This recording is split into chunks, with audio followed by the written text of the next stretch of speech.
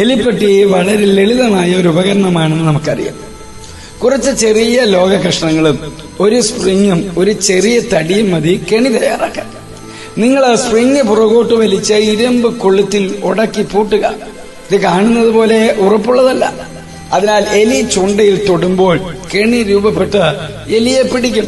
വലിയ അനക്കങ്ങൾ ആവശ്യമില്ല. ഇത് വളരെ പഴയ രൂപകൽപ്പനയാണ്. എലികൾക്കായി മെച്ചപ്പെട്ട കെണികൾ കണ്ടുപിടിക്കുവാൻ ആളുകൾ വർഷങ്ങളായി ശ്രമിക്കുന്നു. എന്നാൽ ഒരു എലിപ്പെട്ടി വളരെ ലളിതമാണ്. അത് മെച്ചപ്പെടുത്താൻ പ്രയാസവുമാണ്.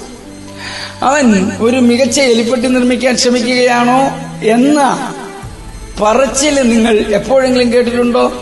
ആളുകൾ ഇത് പറയുമ്പോൾ അവർ സാധാരണയായി അർത്ഥമാക്കുന്നത് ആരെങ്കിലും ലളിതമായതിനേക്കാൾ കഠിനമായ രീതിയിൽ എന്തെങ്കിലും ചെയ്യുന്നു എന്നാണ്. നിങ്ങൾക്കറിയാമോ, ദൈവത്തെങ്കിലേക്കുള്ള ഒരു നല്ല വഴി നിർമ്മിക്കുവാൻ ശ്രമിക്കുന്ന ധാരാളം ആളുകളുണ്ട്. സത്യത്തിൽ ഈ ലോകം പറയുന്നു ദൈവത്തിലേക്ക് വഴികളോ ഉണ്ടെന്ന്. എന്നാൽ ദൈവത്തിലേക്കുള്ള ഒരു വഴിയേ ഉള്ളൂവെന്നും അത് ദൈവപുത്രനായ യേശു ക്രിസ്തുവിലൂടെയാണെന്നും ബൈബിൾ പറയുന്നു. താൻ വഴിയും സത്യവും ജീവനുമാണെന്ന് യേശു പറഞ്ഞു. തന്നിലൂടെ അല്ലാതെ ആർക്കും പിതാവായ ദൈവത്തിന്റെ അടുക്കിലേക്ക് എത്തിച്ചേരാൻ കഴിയില്ല. യോഹന്നാന്റെ സുവിശേഷം 14-ാം അധ്യായം 6-ാമത്തെ വാക്യം. യേശു ക്രിസ്ത്യാനിയാകുക എന്നത് വളരെ ലളിതമാക്കി.